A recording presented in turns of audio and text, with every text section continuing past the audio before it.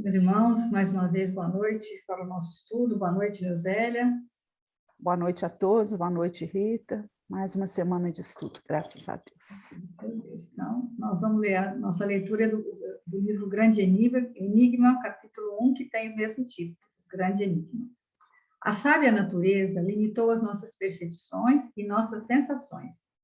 É degrau a degrau que ela nos conduz no caminho do saber. É lentamente, trecho por trecho, vidas depois de vidas, que ela nos leva ao conhecimento do universo, seja ele visível, seja oculto. O ser sobe, um a um, os degraus da escadaria gigantesca que conduz a Deus. E cada um desses degraus representa para o ser uma longa série de séculos. Se os mundos celestes nos aparecessem de repente, sem véus, em toda a sua glória, ficaríamos aturdidos, cegos. Mas nossos sentidos exteriores foram medidos e limitados. Eles avultam e se apuram à medida que o ser se eleva na escala da existência e dos aperfeiçoamentos. O mesmo se dá com o conhecimento, a possessão das leis morais. O universo se desvenda aos nossos olhos, à proporção que a nossa capacidade de compreender as suas leis se desenvolve e engrandece. Lenta é a incubação das almas sob a luz divina. É a ti, ó potência suprema. Qualquer que seja o nome que te deem, e por mais imperfeitamente que sejas compreendida, é a ti, fonte eterna da vida, da beleza, da harmonia, que se elevam nossas aspirações, nossa confiança e nosso amor. Onde estão, em que céus profundos, misteriosos, tu te escondes? Quantas almas acreditaram que bastaria para te encontrar e deixar a terra? Mas tu te conservas invisível no mundo espiritual, quanto no mundo terrestre. Invisível para aqueles que não adquiriram ainda a pureza suficiente para refletir os teus divinos raios.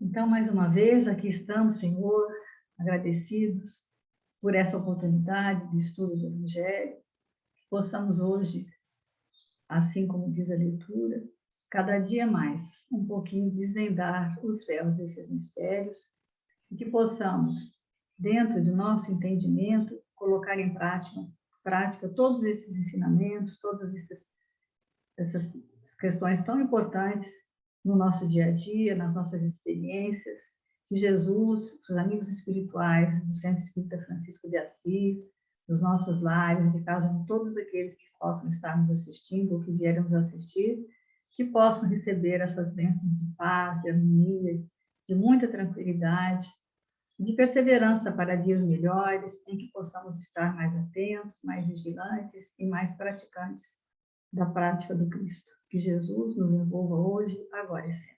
Graças a Deus. Então, vamos lá, né? A gente está estudando a parábola do semeador, e até agora a gente fez assim só uma narrativa, né? A gente faz o versículo por versículo. A gente já se inteirou do que é o machal, né? Que é a técnica que Jesus, né? Que se usava na época, né? Fazendo uso das parábolas. E essa parábola do semeador, o Aloysio fala que vai oferecer um panorama geral sobre a narrativa de outras parábolas, né? A gente estudou alguns elementos fundamentais, e aí ele fala que depois que a gente estudar esses elementos fundamentais, a gente vai poder estudar as outras parábolas. A gente pode usar isso, né, de molde, né, que ele fala assim, com mais facilidade. Então, um desses elementos é que a composição, né, e as estratégias pedagógicas hebraicas reclamam muito mais do envolvimento do coração. Então, tudo que você vai ler em termos dessas construções daquela época, do hebraísmo, né, são diferentes do que acontece na narrativa do Ocidente, que pede mais um cálculo, mais um raciocínio, uma coisa mais lógica, mais exata. Mas quando você vai falar da cultura hebraica, tudo é muito artístico, é lúdico, né? Exige da sensibilidade da pessoa entender. Então, quando eles dizem alguma coisa, tem sempre alguma coisa, assim, vamos dizer, oculta, misteriosa, algo que você tem que interpretar com uma forma mais assim, usando emoção. Então, no nosso último estudo, nós vimos a explicação, Jesus vai explicar essa parábola. Ele vai entregar ferramentas justamente para a gente poder descobrir qual que é o entendimento dessas parábolas E aí ele não comentou todas, ele comenta que Jesus comentou só essa e comentou a parábola do joio do trigo. A partir daí a gente já tem, que acho que também é até uma condição do professor mesmo, né? Ele não ensina. O bom professor, ele ensina o método, dali para o aluno ter a autonomia de continuar estudando, né? Então, eu tenho feito muito isso nas minhas aulas de evangelização com as crianças, de incentivar elas através da própria experiência, de pegar, né, não fazer esse livrinho pela minha condição, mas num texto você achar o que é importante, do jeito que ele faz, a gente tem essa dificuldade, né? Eu acho muito difícil. Não sei se eu faria, mas a gente já tem pelo menos uma noção, né, do que a gente vai fazer, né?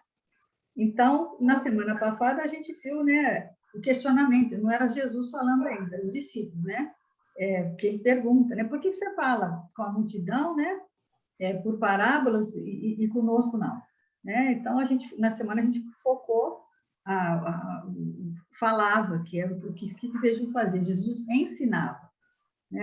Era o título que ele realmente assumiu, né, de mestre, porque ele tinha assim esse esforço, o esforço dele, o objetivo dele, o esforço dele era de ensinar, porque ele tinha prazer, tinha alegria de ensinar, e a essência que Jesus mostrou para nós, né? E depois ele até falou, né, que ide, né, e pregai também. São as noções de espiritualidade profunda que ele quer passar para a gente, né? Então, nosso versículo de hoje é a resposta que Jesus deu aos discípulos quando eles perguntaram: por que você fala com parábola para eles e para nós não? Né? Então, está em Mateus 13, 11. Em resposta, lhes diz: porque a vós foi dado conhecer os mistérios dos céus, mas àqueles, né, a multidão, não foi dado conhecer. Né? Então, Jesus vai utilizar uma coisa que ele vai falar, que Jesus usa a técnica rabínica, que é essa técnica do Machal, com a multidão. E isso não era uma coisa, esses enigmas, essas coisas que eles criavam, eles não falavam geralmente para o leigo, né, para o que eles chamam de populacho, ele falava mais só para aqueles que, os rabinos falavam para aqueles, eles eram escolhidos, ainda quando eram crianças, escolhiam aqueles que iam receber os ensinamentos. Eu me lembrei até do livro do Ressurreição e Vida, que o Tolstói fala que ele tinha um amigo que queria queria ir para o convento, né? Queria ser monge para quê? Para ter acesso ao conhecimento que não se tinha na época. Então, por muito tempo, esse conhecimento, né, profundo do Evangelho, esse estudo mais profundo, foi fechado só para aqueles iniciados, aqueles que eram tidos, né, como os discípulos, né, não os sacerdotes. E Jesus fez ao contrário nesse momento, né? Ele falou para a parábola, embora o pessoal talvez não entendesse, né? Eu gostei quando ele fala assim que essa provocação, né, intelecto-moral, propõe para nós, né, um ruminar. Eu adorei esse termo que ele usou, né? Ruminar, né? Um ruminar moral, quer dizer, de você realmente ficar, né, buscando, né, de uma maneira bem mais profunda, né? É uma espiritualidade profunda, não é essa coisa só de base. E dentro dessas noções básicas, ele era claro, né? Como amar a Deus sobre todas as coisas e ao próximo como a ti mesmo. É claro, não tinha dúvida, era direto. Então, o ensinamento moral era direto, mas além daquele ensinamento moral, tem uma camada de espiritualidade profunda que a gente precisa ir penetrando nela, né? E aí esse ruminar moral foi muito interessante. Ele dá o exemplo, né, de uma mãe que dá um lanchinho para o filho, né? Como Jesus dá, que diz, olha, eu estou te dando um lanchinho aqui, né? Mas não é para você comer agora, não. Você vai, embrulha. Põe na lancheira, né? E come na hora certa. Embrulha no papel alumínio, no plástico, e ó, lá adiante. Então, e isso acontece muito, né? Na vida da gente acontece muito. Às vezes, coisas que acontecem na sua vida que você não entende na hora, que você não percebe bem, né? Mas aí um dia você vai refletir, você vai pensar, aquilo vai, né, germinar de uma forma de... Aí você vai dar outro significado para uma coisa que aconteceu, né?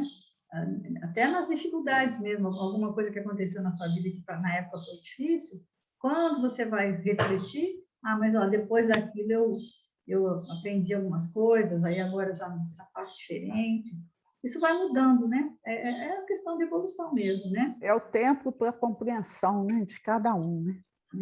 Ele dá até o exemplo, né, que com os discípulos ele era mais direto, né, lá no livro Boa Nova Nicodemos, Boa né? noite. Com Nicodemos ele fala assim, você tem que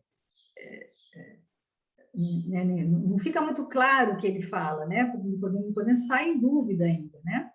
Mas depois que Nicodemos fala, ele fala claramente em reencarnação com os discípulos, né?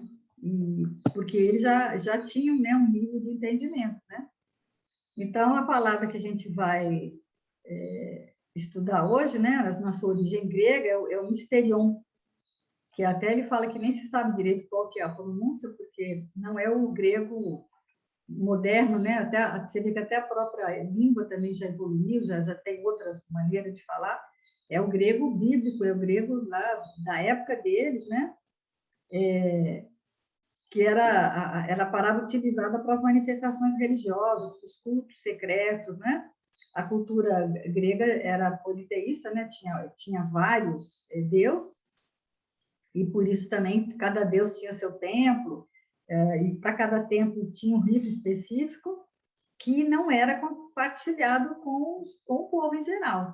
Só quem tinha acesso às práticas, né, desse politeísmo grego, eram os sacerdotes, as sacerdotisas, os oráculos, as pitonizas, aqueles que eram iniciados, eles eram práticas secretas, né? E aí tinha cada um tinha uma forma, né? Que aí ele fala, o jeito de pegar a taça, a maneira de sacrificar o animal, a maneira de fazer a oferta no altar, então era muita simbologia. E esse termo grego, mysterion, é iniciado, né? A partir do mister, né? Que fala, que é onde vem o mysterion. Então, a pessoa que é iniciada, que se tornou aprendiz, né, daquelas práticas religiosas daquele povo. E o mistes vem de mien, que significa fechar. Quer dizer, que era uma coisa fechada, né? Então... E o compromisso também, né, de você não falo, não vejo, né, e não escuto. Sair de lá nessa situação. Sem eu me lembro da questão da reunião mediúnica, né? Que a gente, assim, nem é por uma questão de mistério, mas quem participa de uma reunião mediúnica não pode sair falando para todo mundo o que aconteceu ali, né? A gente tem essa noção, né?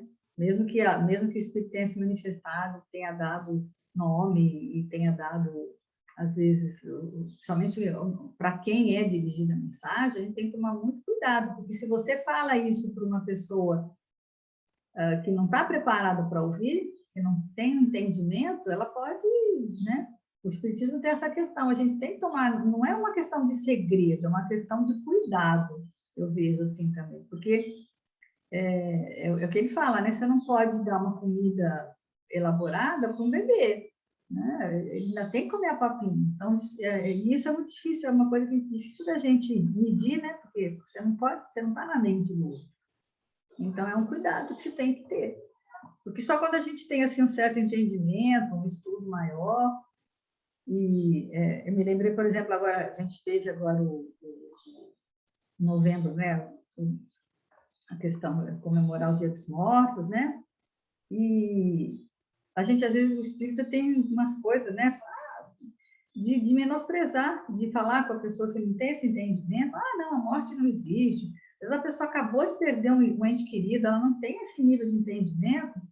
Você tem que ter um respeito por ela, de falar com ela de uma forma, né, mais assim, mais amorosa, de se colocar no lugar dela. Ela está sentindo, é normal, né? E aí você fala, você minimizar aquela dor, né? Muitas vezes a gente tende a fazer isso, por conta, não, ele está bem, ou colhendo a notícia, a gente pode fazer isso, né? Tem que tomar muito cuidado. Então, não é uma questão, às vezes, de mistério também, mas uma questão de cuidado, né, com a questão. Aí ele vai lá no... E uma das coisas que ele deixa claro, assim, que ele falava por parábolas, mas ele veio trazer essa mudança, entendendo que o tempo de compreensão de cada um, mas ele também falou, né, ele deixou claro, e de pregar. Então, a gente tem que ter essa exata noção, né, do equilíbrio, né? Para quem que você está levando a mensagem, a pessoa está interessada na mensagem, e aproveitando essa carona aí, né, que você falou da questão da morte, que é normalmente onde as pessoas se voltam um pouco para a doutrina espírita, enquanto a gente vê assim, o quanto o movimento espírita tem sido descreditoso mesmo com a questão da morte. Ou seja, quer que você, dando uma simplicidade a ela, que na realidade ela não existe, tipo assim, morreu, está tudo certo, você tem que aceitar, e não é por aí, porque o momento de dor, o momento de sofrimento, ele existe, não é uma coisa fácil para ninguém, nem mesmo para os espíritas, ou então você vai dar uma notícia que faz parte até da sua própria verdade, sem ser a verdade real, né? A respeito daquele que partiu, usando um processo de falta de caridade mesmo com o outro, né? Que aí o outro cria expectativa, que aquele que partiu está muito bem e pode ajudar, e aí fica ligado ali ao espírito, né? Ao grupo familiar, quando no momento ele precisa se desligar, ou então tem gente que fala assim, está aí na sua casa e tudo, aí a pessoa, ao invés de ir serenando através do momento do luto, ela vai ficando apavorada. Então, eu mesmo, assim, quantas pessoas, às vezes, chegam perto de mim para fazer algum tipo de comentário nesse sentido, que outras pessoas do nosso movimento, mas fulano me falou isso, e aí você fala assim, meu Deus, que estrago, né? Você pensa, né? E aí você tenta ajustar as coisas para o nível de compreensão, de entendimento. Então, a gente tem que ter muito cuidado quando falar das verdades, né? Se Jesus teve esse cuidado para conosco, por que a gente nós temos que ter também em relação ao outro, né? Eu me lembrei, engraçado, que essa estudo de hoje está falando muito com minha aulinha de evangelização, que é o capítulo 4 do livro Jesus no Lar, que fala da lição da semente. E aí Jesus vai falar, ele faz um paralelo, não é com a do semeador, não. Não é a parábola do semeador, mas tem uma parábola que chama Parábola da Semente, que só está lá em Marcos. Fala, que ele fala assim, eu não quero que não estou achando agora. E aí ele diz o seguinte, que o reino de Deus é semelhante ao que ele plantou e foi dormir, e foi andar para lá e para cá, e dormiu e acordou, e de repente ele viu. Quer dizer, a semente, uma hora ela brota, independente daquilo que...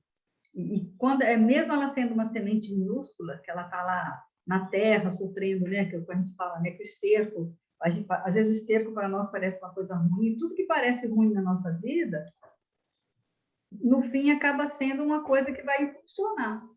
Então, a semente, ela tem coragem, acaba tendo a determinação de procurar a luz e sair. E aí aí ela trabalha sem cessar, né? Ela tem esse impulso de ascensão e ela não consegue mais se deter. E depois disso, quando já falando mais adiante, ela não descansa mais, ela vai, sem perceber, produz frutos de esperança, bondade, amor e salvação. Então, ele fala assim, mais adiante, porque o Pedro vai perguntar para ele, né? Que dizer daqueles que conhecem os sagrados princípios da caridade e não o praticam? Aí Jesus diz que eles representam as sementes que dormem, mas que elas germinarão um dia vitoriosas, vão passar pelas tempestades, pelos aguaceiros, e vão continuar Quer dizer, de qualquer maneira, não tem como um dia não acontecer. Só que cada um no seu tempo. Cada um no seu tempo, e é isso que a gente tem que tentar. Porque Jesus, nesse capítulo, ele está falando justamente isso. Ó, eu entendo, né? Porque no capítulo anterior ele fala que o vaso tem que estar limpo, que a gente tem que manter o vaso limpo para que o conhecimento possa ser bem aplicado, né? Não deixar que os nossos sentimentos inferiores. Ele dá o exemplo do leite, né? Que o leite, se você colocar o leite numa vasilha suja, o leite vai azedar, então é em relação ao conhecimento. Então está todo mundo perplexo, perguntando: nossa, mas como é que eu vou fazer? Porque eu ainda tenho raiva, eu ainda tenho sentimentos ruins, eu ainda tenho problemas, e não consigo. E aí é onde Jesus vai falar dessa semente, que ela vai germinar um dia, e que a gente tem que fazer esse esforço. E isso que eu acho legal nesse capítulo, que Jesus tem esse entendimento. Ele entende a nossa dificuldade. E a gente também tem que fazer isso, entender a dificuldade do outro para poder dar exemplo. Muitas vezes é só o exemplo que você pode dar, mais nada. Não adianta você ficar falando de coisas que ele não vai entender. Eu acho que esse é o grande exemplo dessa lição, né? E aí ele vai no livro do Evangelho segundo o Espiritismo, capítulo 24, né? Não ponhais a candeia debaixo do alqueire. Ele falou que aí tem 5 e 6, mas ele começa no 4, né? Viu, No né? 4, né? Quer falar? Então, dá-se com os homens em geral o que se dá em particular com os indivíduos.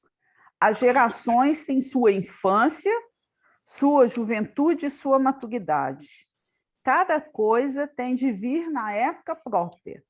A semente lançada à terra fora da estação não germina. Mas o que a prudência manda calar momentaneamente, cedo ou tarde será descoberto, porque, chegados a certo grau de desenvolvimento, os homens procuram por si mesmos a luz viva, pesa-lhes a obscuridade. Então, quer dizer, tudo tem seu tempo, né? Vai chegar. Eu acho interessante. Eu até assisti uma palestra essa semana, ouvindo, né? E eu não sei se foi do Haroldo ou do Wagner, que eles fazem uma colocação muito interessante no sentido assim: a gente tem, você falou isso no início da live ali, a gente tem que entender que a gente vai aprender com as nossas experiências. Então, em determinado momento, você vivencia uma dor, um sofrimento, uma angústia, uma ansiedade, mas aquilo é necessário, porque o que o espírita, a gente tem que aprender que esse lado sombra da gente não existe. Então, você ainda vai ter medo, você vai ter insegurança, você vai ter ansiedade. Agora, que na proposta do reino divino em nós, é só uma questão de transformação. E como que você transforma? Você transforma pelas experiências. Na Terra, em termos de escola, como que você vai melhorando? Você vai frequentando a escola, por exemplo, a cada nova série, os conhecimentos vão se somando, até que, com a experiência, você vai fazer aquilo de uma maneira muito melhor. Imagina um médico, por exemplo, fazendo uma cirurgia. A primeira cirurgia que ele for fazer, depois de ter todo um preparo para ela, né, ele deve ser dentro de uma insegurança muito grande. Agora, quanto mais cirurgias ele fizer, mais ele vai fazendo com facilidade e a habilidade vai se tornando melhor, né? Então, a nível espiritual também é assim. Cada vez que a gente for avançando dentro das experiências, então você vai... Quando a doutrina fala assim, o espiritismo é o consolador prometido. E porque quanto mais você estuda e vivenciando junto com o estudo, colocando aquele estudo assim, fazer esse encadeamento, né, daquilo que você estuda com a sua vivência prática na vida, quanto mais você consegue fazer isso, mais serenidade você vai tendo. Então, é justamente, né, isso que o Evangelho fala aí com tanta clareza para a gente. Aqui, ó, esse trechinho aqui do Jesus no Lar, que ele fala assim, ó, o reencontro com a divindade de que se reconhece venturoso herdeiro, constitui objetivo imutável e não mais descansa na marcha, como se uma luz consumidora e ardente lhe torturasse o coração, sem perceber, produz fruto de esperança, bondade, amor e salvação. Então, quer dizer, não mais descansa. É lógico que a gente precisa do descanso físico, né? É normal que a gente tenha que descansar depois de uma atividade. Mas o que o Chico falava? Olha, não você repousa, o corpo, mas o espírito não tira férias. Você não pode colocar não com o espírito de férias. Entendeu? O corpo que descansa. E você repousa para quê? Para renovar a energia, para voltar para o trabalho. Então, quem já tem esse coração assim, mais próximo de Jesus, mais esse entendimento, já chegou nesse nível, ele já não tem essa vontade de descansar. Ele está querendo sempre ficar perto de Jesus. E aí, sem perceber, ele produz os frutos. Por quê? Porque ele não olha mais para trás. Aí você vê que uma pessoa que está adiante, que já está mais próxima, ela já não precisa de aplauso. Hoje em dia, por exemplo, tem essas lives, né, que as pessoas ficam perguntando, que agora ficou na moda a live, então, assim, quantas curtidas, quantas pessoas assistiram, quantos seguidores tem o canal. A pessoa que já está nessa situação, né, de não descansar mais, ela segue em frente, é a semente. Depois que ela cresce, ela continua presa na raiz, ela continua lá na raiz, ela tem que ter uma raiz, é lógico, né? Faz parte da vida dela, e todo o contexto ainda está na terra, mas ela já ela não preocupa, mas de repente ela se vê, ela dá fruto, né? E aí chega, na parábola, ele fala, aí chega a hora da colheita, a foice vai cortar, e é a colheita, é o fruto. Então, ela não tem essa preocupação mais de ficar, será que tem alguém olhando se eu estou crescendo, se eu não estou crescendo, se eu estou bonita, se eu não estou bonita? Ela não tem essa preocupação, ela simplesmente segue. Esse que é o ensinamento dessa parábola especial da semente, que eu acho que tem tudo a ver com esse nosso culto de hoje. Então, a gente também não tem que se preocupar e nem ficar olhando o outro, se o outro está indo, se ele não está indo. Cada um tem o seu caminho e a sua trajetória, né? A gente tem que respeitar isso. E lá na escala espírita, né, no Livro dos Espíritos, a gente vê muito a característica, por exemplo, de um espírito puro, é que ele vai manter o nível de serenidade em qualquer situação, em qualquer experiência que ele vivenciar. A nossa capacidade de reação, ela é sempre oscilante. Tem dia que em alguma situação você está lá em cima, está bem, mas no dia seguinte você despenca. E o espírito que vai adquirindo esse conhecimento maior, né? Se aproximando da pureza, ele vai manter um nível de serenidade em qualquer experiência que ele vá vivenciar. E aí, o quanto que é importante a gente entender essa graduação, né, da infância, da juventude, da maturidade, que a gente, hoje, no estágio evolutivo da Terra, em determinadas situações a gente ainda está no estado infantil, em outras a gente vai reagir, né, como se estivesse na juventude, abrindo um entendimento maior, e em outras situações a gente já vai tendo serenidade. Agora, isso não é uma coisa estanque, né? Por isso que a gente tem que viver em ritmo de colaboração. Porque, às vezes, dentro do mesmo dia, você amanhece de um jeito, criança e depois, no momento, você menciona, não, mas por que eu estou pensando isso? Aí você tem e aí, às vezes, é alguém que está do seu lado que vai te ajudar, né? Porque a gente se sente, às vezes, muito como a semente, muito sozinha. Ela não enxerga que tem o que tem ao lado para te ajudar. Então, esse ritmo de colaboração é importante para a gente poder se apoiar uns aos outros. Então, às vezes, no momento que você não está bem, mas o outro está bem, né? E a espiritualidade trabalha muito com isso, ela trabalha intuindo o outro para te ajudar, só que a gente, às vezes, está fechado, né? A gente não a está lei de cooperação é que rege o universo, né? A gente tem a ideia que o nosso chamado para Jesus vai ser como Paulo na porta de Damasco, mas o chamado está acontecendo toda hora na nossa vida, né? Uhum. E eu até assisti uma live também da Paula Uchoa, que é uma psicóloga, ela falou que uma vez, né, é difícil a gente entender isso, né? Mas que o Espírito falou com ela, que quanto mais você estender a mão para o outro, mais seguro você vai estar. Então, é esse entendimento a respeito dessa caridade, mas não é a caridade material, né? Essa caridade de moral mesmo, da gente trabalhar mais as questões espirituais em nós. Porque quanto mais você estender, mais proteção você vai adquirindo. Por quê? Porque aí Jesus está sabendo assim, eu posso contar com ela e não pode faltar apoio para ela que ela avance, porque aí nós passamos a ser um instrumento de Deus para a melhoria do mundo. Mas todos nós já somos isso, só que esse potencial em nós ainda está escondido, a gente não está deixando ele fluir como a semente. Permaneça no seu posto de trabalho, né?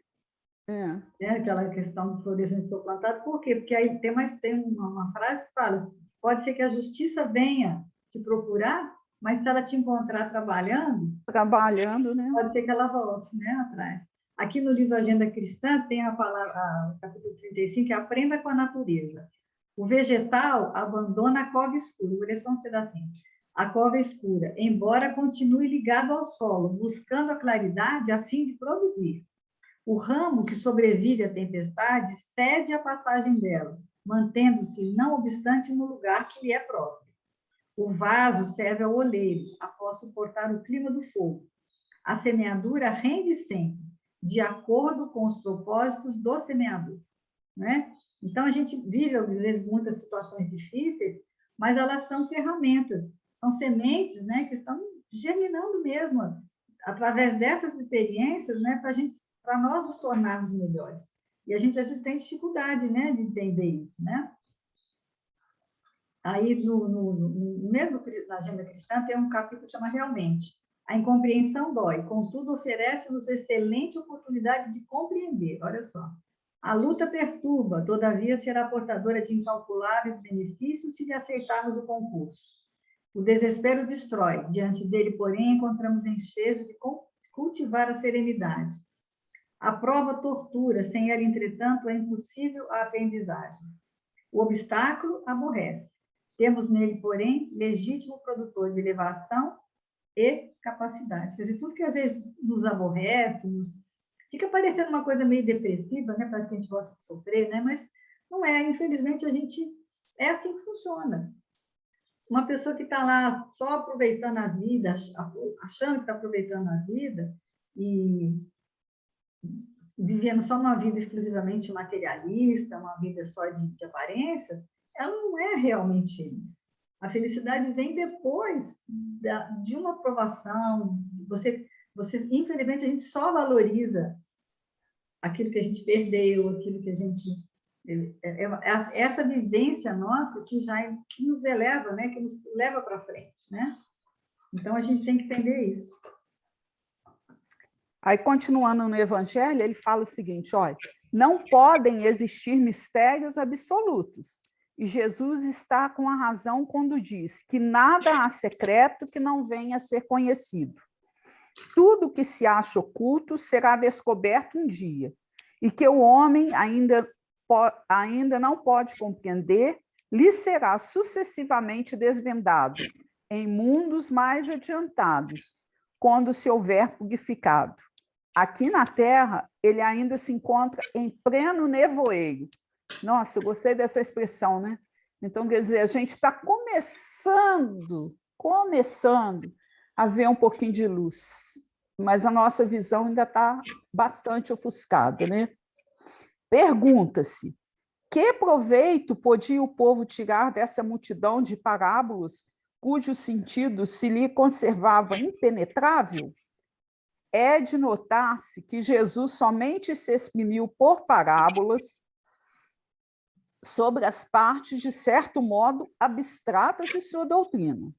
Mas, tendo feito da caridade para com o próximo e da humildade condições básicas de salvação, tudo o que disse a esse respeito é inteiramente claro, explícito e sem ambiguidade alguma. Assim, devia ser, porque era regra de conduta, regra que todos tinham de compreender para poderem observá-la.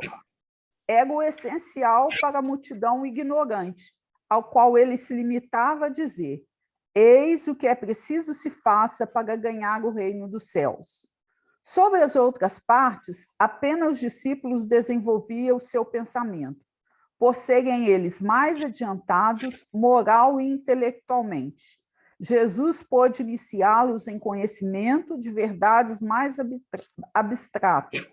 Daí o haver dito: aos que já têm, ainda mais se lhe dará. Gente, é muito lindo, né? Então, assim, esses pontos, né? Humildade, caridade, tudo isso era claro, não tinha, ele era extremamente direto, né? Agora, o que precisava mais de tempo para ser entendido, ele deixava por parábolas, né? E aí ele cita aqueles exemplos, né, o Rita, do Adelino Carvalho, que foi um espírita praticante, né? Aqui na Terra, de 40 a 50 anos ele dedicou à doutrina espírita, e quando chegou lá no mundo espiritual, ele foi recebido nada menos, né? Porque Bezerra de Menezes, aí Bezerra de Menezes dá um presente para ele, e eram 5 livros, né? Aí ele ficou achando assim, o que será o presente, né? Quando ele abre assim, né? Ele leva um susto, porque eram as obras básicas, né? E aí ele falou: mas como as obras básicas? Ele falou: é preciso tirar mais véus, né? Então é a nossa situação quando a gente busca o estudo, né? A gente está precisando tirar mais véus para que a gente tenha a compreensão exata. É igual assim, todo mundo fala assim, caridade, né? Uma palavra básica, a gente sabe que tem que ter. Mas o que é a caridade? Como que você entende a caridade? Como que você vivencia, né? E cada vez, às vezes, eu mesmo, quantas vezes achava assim, a caridade é pegar uma coisa e dar para alguém, né? Mas aí a gente vai aprendendo. Primeiro a gente começa a dar daquilo que está sobrando para a gente. Aí depois você já começa a ficar incomodado assim, eu tenho que dar um presente para uma criança da evangelização. Mas eu dou um presente baratinho para a criança da evangelização e gasto um dinheirão para dar um presente para o meu neto. Quando isso começa a te incomodar, você já está entendendo a caridade de outra maneira, né? E a partir daí você vai abrindo, tirando, né? Aquilo que está encoberto, e essa é a proposta de Jesus para nós, né? Que cada vez a gente faça isso. O prazer que você vai ter de dar um presente melhor para uma criança, que vai dar mais valor para ela, é muito maior do que aquela que você deu para o seu neto, que já está acostumado a ganhar um monte de coisa que talvez ele nem precise, e nem vai usar, né? É verdade. Então, a gente não tem essa noção, e é o que ele fala, realmente não tem, não é que está oculta, já estava lá, porque mesmo porque é a lei de Deus, né? É a lei. E a lei de Deus é única e imutável. Ela é desde sempre. Então tá tudo, né? Aí o que eu achei interessante em falar, que estava, aí ele conta aquela história, né? Ele já tinha contado essa história no outro estudo, que o Afonso e a Sheila foram lá no Honório de Abreu, lá no estudo que eles faziam do Evangelho na casa dele, né, do seu Leonzado, e que aí eles tinham muita curiosidade de saber o que eles estudavam, qual era a fonte de estudos para eles fazerem eles adolescentes ainda, né, o estudo do miudinho e tal. E aí, quando eles chegam lá, ele está lá nas atividades deles, vão lá na mesa, eles vão ver que livro que ele está. Aí tinha lá o livro dos médiuns, o livro dos espíritos e o livro do Evangelho. Quer dizer, era a base, era onde eles tiravam o estudo, não tinha nada, né? E da onde que é? E aí o que ele achei interessante de fazer esse paralelo, porque tudo, né, veio do quê? Da lei de Deus, que está no Velho Testamento. Aí o Novo Testamento, né, veio fazer um estudo do Velho, veio, vamos dizer assim, tirar véus, né, dar uma interpretação diferente para o Velho, ou reviver, né? E a doutrina espírita também veio para isso. E a gente tem que ir fazendo isso também. Isso não é uma coisa que... É um espírito de sequência que a gente tem que entender, né? Aí o pessoal fica falando que Jesus vai voltar, que Jesus vai voltar. Não, é só que a coisa vai evoluir sempre, né? E cada um tem o seu entendimento. Eu me lembro, por exemplo, isso tudo eu me lembrei quando ele falou de ser criança, de ser adolescente, que não importa, não é questão de data cronológica, né? Porque tem idosos que são que espiritualmente são adolescentes. Eu me lembro, a gente nem era espírita ainda, meu filho era muito pequeno, ele devia ter uns 6 anos, quando uma tia avó minha morreu, e ele gostava muito, que convivia muito com ela, e eu comentei com ele, ele conversando comigo, ele perguntou e falou assim, e na resposta eu falei para ele que ela era a minha tia, né? Que ela era minha, eu falei, ela era a minha tia. E ele ficou assim, indignado, bravo comigo, muito bravo, e eu não sabia por que eu tinha falado de errado. Aí ele falou, você falou que ela era sua tia. E ela não era sua tia, ela é sua tia. Porque você sempre vai ser a minha mãe. Ainda jogou para mim, entendeu? Quer dizer, aquilo me deu um susto, porque depois de muito tempo que eu fui entender a noção de espiritualidade que ele tem.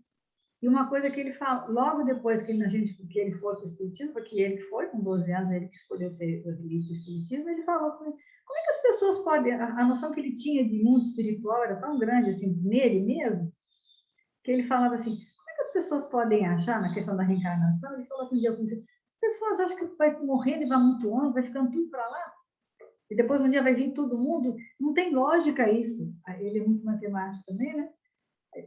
Ele falava assim, não tem lógica a pessoa acreditar nisso. Quer dizer, ele já tem uma noção da reencarnação e tem muita gente que até hoje, né, tem pessoas na minha família mesmo que falam, não acredito nisso não.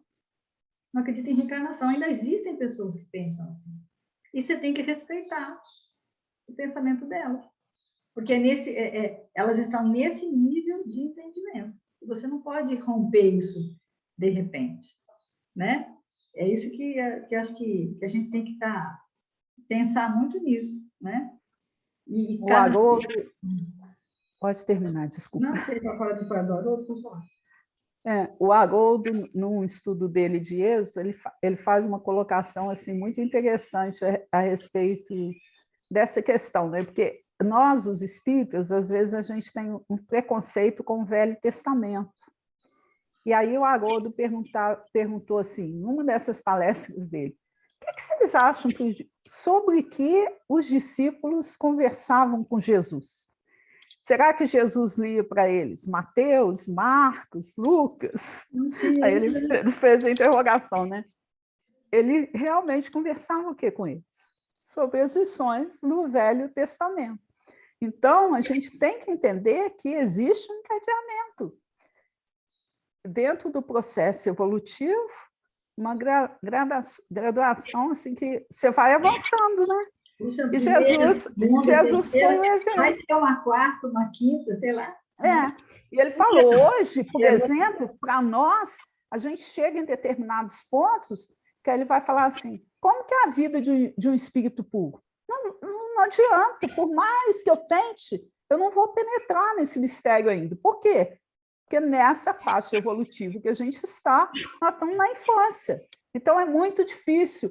Então, ele fala assim, como que uma pessoa tem a pretensão de tentar entender Jesus, o corpo de Jesus, o que aconteceu, tudo que a gente pode fazer são levantar hipóteses a respeito disso. Agora, a verdade, o que é realmente, né? É só dentro do processo evolutivo. Né? A gente deu o exemplo da avó dele, né? Que ela não entendia algumas coisas, mas ela tocava para frente, né? Ela lia as obras do André Luiz, mas tinha dificuldade no Evolução em Dois Mundos e no Mecanismo da Mediunidade, mas ela pedia para ele explicar. Ainda que ela não entendesse, aí eu, por exemplo, agora resolvi participar do coral, né? No coral virtual. E, lógico, estou com muita dificuldade, mas meu objetivo dentro pelo menos, começar a entender uma partitura, porque eu tenho muita curiosidade. Vou aprender? Não sei se eu vou dar conta, mas vai ficar uma sementinha ali plantada. Para a próxima encarnação, quando eu ver uma partitura, eu já não vou ter medo dela, pelo menos. Né? Então, já não vai ser uma figura estranha. não é uma figura estranha, sabe? Então, até o maestro fala assim, olha, calma, calma, vou mostrar, hein, vou mostrar. Ele faz um suspense. Oh, não, não, como é que é? Ela é amiga, ela não é inimiga das seis, não. Porque a gente não sabe ler. Mas, por enquanto, eu só leio o que está escrito, que tem a partitura, né? E tem as... Mas já começou a dar alguma noção do que é grave, do que é agudo. Tudo a gente começa a ter um entendimento. Então, eu me lembrei também, acho que tem uma história do Divaldo, que eles começam, eles trazem uns espíritos que começam a falar uma coisa de medicina, de coisa científica, e ele fala para a Joana, não estou entendendo nada do que estão falando. Ela fala, não tem importância, não fica sem entender mesmo. A gente vai precisar que isso esteja assim na sua mente, para que daqui a um tempo nós vamos fazer um outro trabalho, e nesse trabalho nós vamos precisar que você tenha esse entendimento mínimo, né? Então, a gente tem que, às vezes... a minha mãe falava muito isso, para a gente ter curiosidade, sabe? Curiosidade. Porque, às vezes, você, no momento, aquilo que não te interessa, mais para frente, pode te fazer falta. Né? Eu, por exemplo, eu não gostava de geografia, não gostava muito de história, eu sempre gostei mais de matemática, química, física, né? Minha coisa. E aí, hoje em dia, quando eu vejo esses estudos deles falando do grego, deles falando dos locais, né? Eu fico assim, vamos dizer assim, música, por exemplo, também. Lá em casa tinha piano, eu nunca estudei, não tive interesse, acabei parando. E tinha um piano dentro da minha casa, um piano, entendeu? Um piano disponível 24 horas por dia. E eu só aprendi do ré, mi, fá, fá, fá, do ré, ré. E agora eu estou interessada por música. Mas naquela época, né, a semente foi plantada, estava lá, estava disponível. Mas eu ainda estava na infância, né? Então, isso tudo Aqui em casa eu nem posso falar que o piano que existia foi comido por cupim, literalmente. Detonado, porque ninguém nunca deu confiança para ele. O piano que tinha na minha casa, mas que tinha, porque era comum nas casas ter piano. Antigamente fazia parte. Meus irmãos tiveram uma aula de piano, minha irmã, eu tive, entendeu? Então, a gente podia ter aprendido, não aprendeu porque realmente, sei lá, não estava na hora, né? Mas houve um incentivo. Mas é a sua experiência de hoje que te faz perceber que o mundo tem um leque maior de possibilidades. A mesma coisa eu também, nunca dei importância. Hoje eu já sinto falta, sim, com a experiência de hoje, que algumas coisas eu podia ter aproveitado maior as oportunidades que vieram até mim. Mas na época eu não achava que era importante. Na reencarnação, né? Que nós vamos caminhando em relação a isso, né? E aí ele fala também, né, da questão do Emmanuel, né, que falou com o Chico que ia deixar ele por uns tempos, né, porque ele precisava fazer um estudo, né? Aí o Chico pergunta para o Emmanuel: o que você vai estudar lá, Emmanuel, com os amigos espirituais? E ele responde: a Bíblia, né? Aí ele ficou espantado, né, o Chico, né? Aí o Emmanuel responde para ele: quando estou lá, Chico, eu me sinto um crocodilo. Nossa, então, o Emmanuel aqui para nós, que a gente fica tentando entender um pouquinho do que ele fala, se sente um crocodilo em esferas mais altas. Então, vamos imaginar o quanto de grandiosidade que existe aí, né? À frente, né? Que a gente precisa realmente ter essa dedicação, né? É quando Jesus está no barco também com os discípulos, né? Que ele faz a pregação, depois ele entra no barco e vai com os discípulos, né? E manda lançar a rede em águas mais profundas. Quer dizer, é porque a gente realmente, para os discípulos, existia essa questão. Eles já eram capazes de absorver os ensinamentos mais profundos, né? É uma metáfora muito interessante, e a gente tem que entender isso. Nós não estamos aqui só para diversão, gente. A gente está aqui para evoluir. E um dos aspectos da evolução, uma das asas que a gente tem que ter, é a asa, né, do conhecimento, do entendimento, porque é ela que vai fazendo a gente domar as nossas imperfeições, a controlar as emoções, a sermos mais fraternos, solidários. O conhecimento vai dando essa oportunidade a gente de ver as coisas com maior abrangência, de entender na humanidade como um todo, nós como seres individuais e também com uma personalidade coletiva, porque a gente tem essa responsabilidade, né, social com a obra. Então, é muito bonito isso tudo. Que ele fala, né, que só tem um assunto que cristão nenhum pode alegar ignorância, que é a questão da caridade. Né? Não tem mistério nenhum, não existe, não tem nada oculto, né? A vivência, né? Jesus foi muito claro, né? Amar a Deus sobre todas as coisas, ao próximo como a si mesmo, né?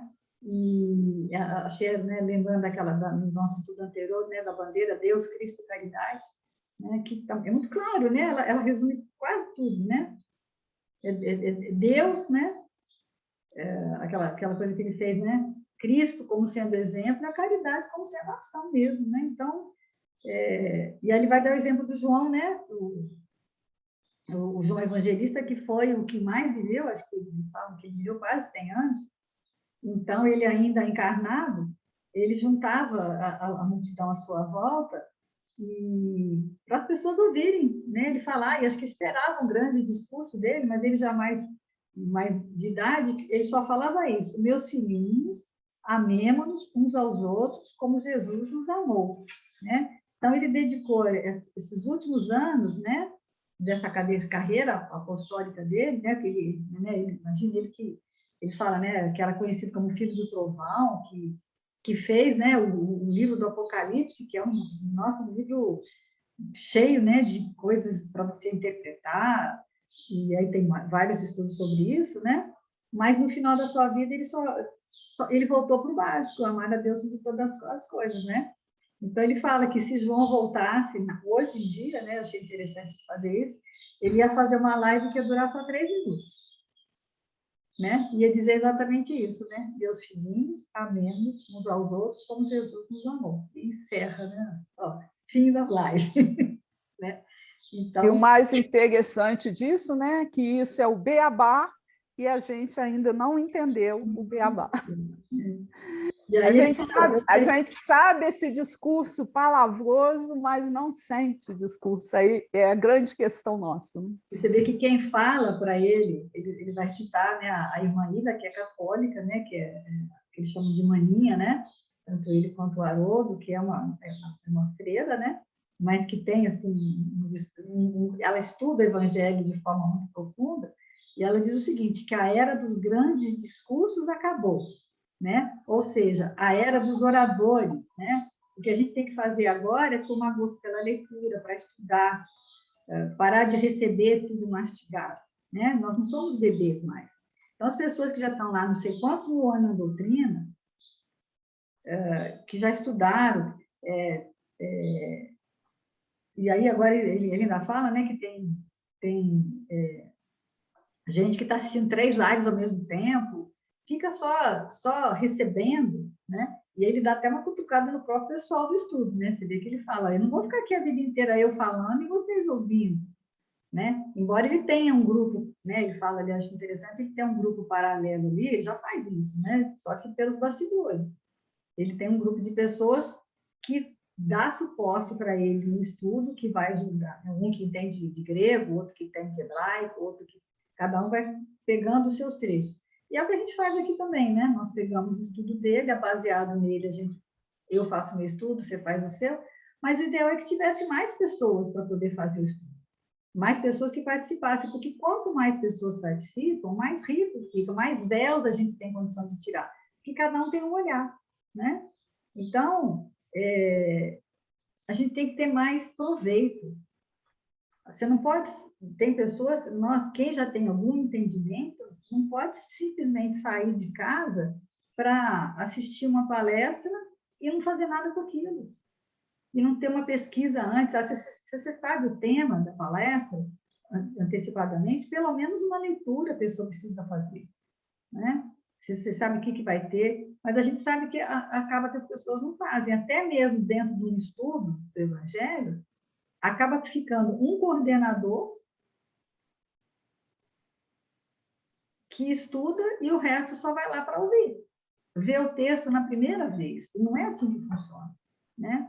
Um texto precisa ser lido 3 vezes para ter algum entendimento. Ele tem que depois ser ensinado para 3 pessoas para você dar 70% de entendimento.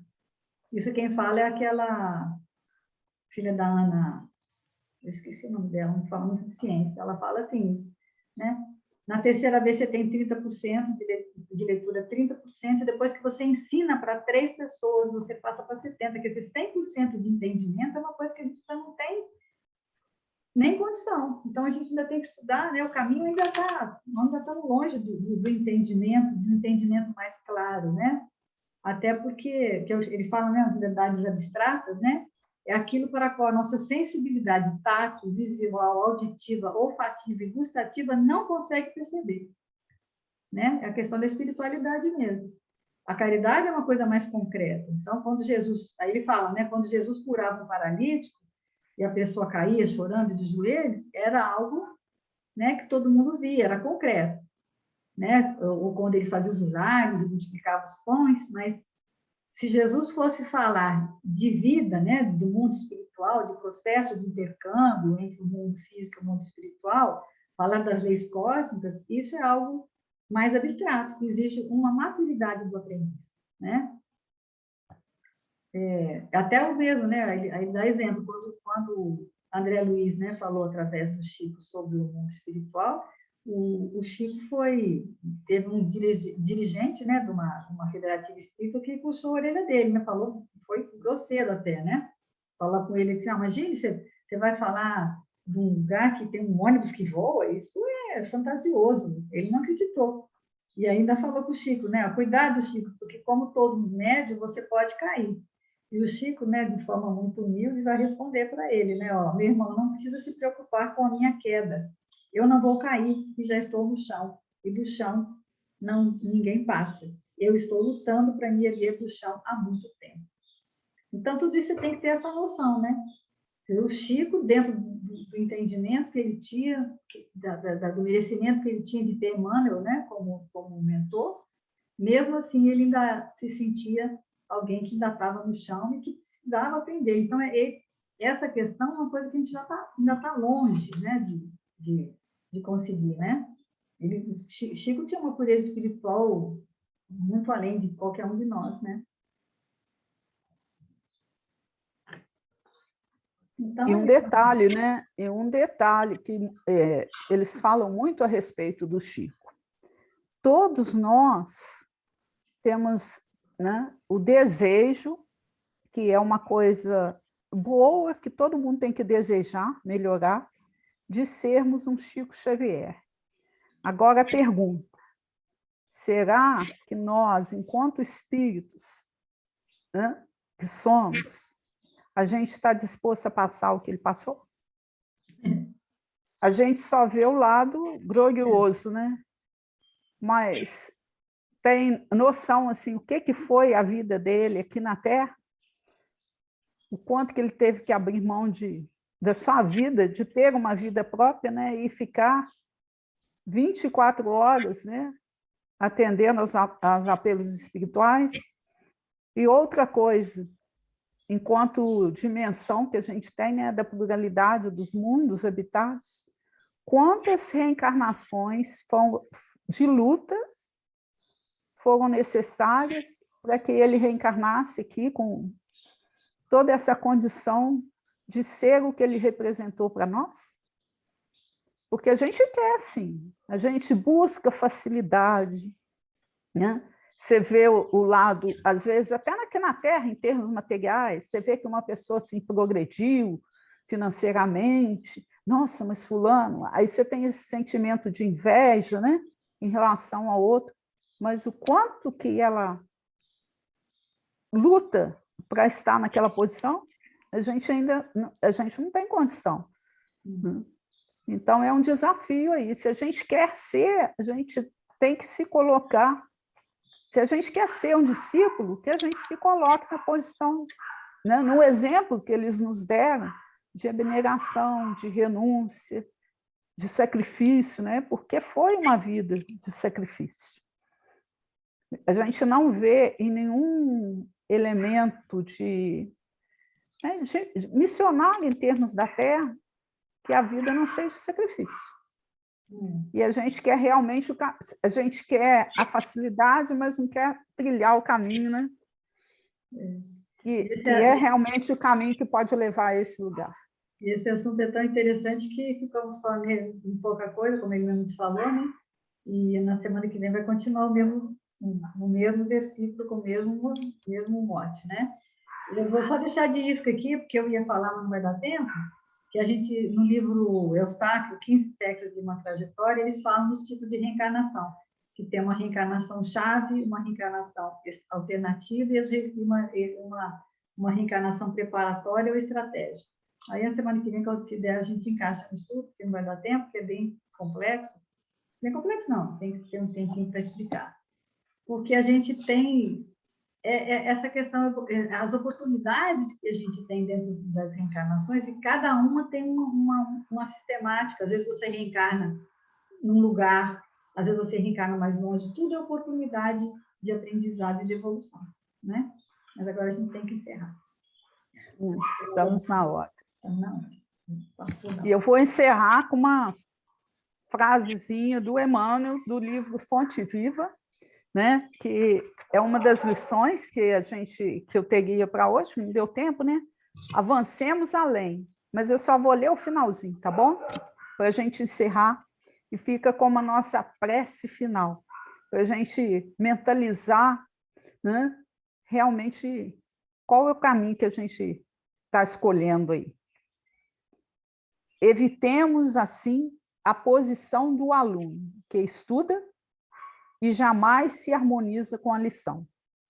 Recordando também que, se o arrependimento é útil, de quando em quando o arrepender-se a toda hora é sinal de teimosia e viciação.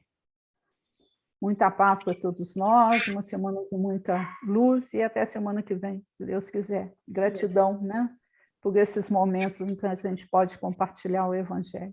Fiquem com Deus. Essa paz possa ficar com todos. Até semana.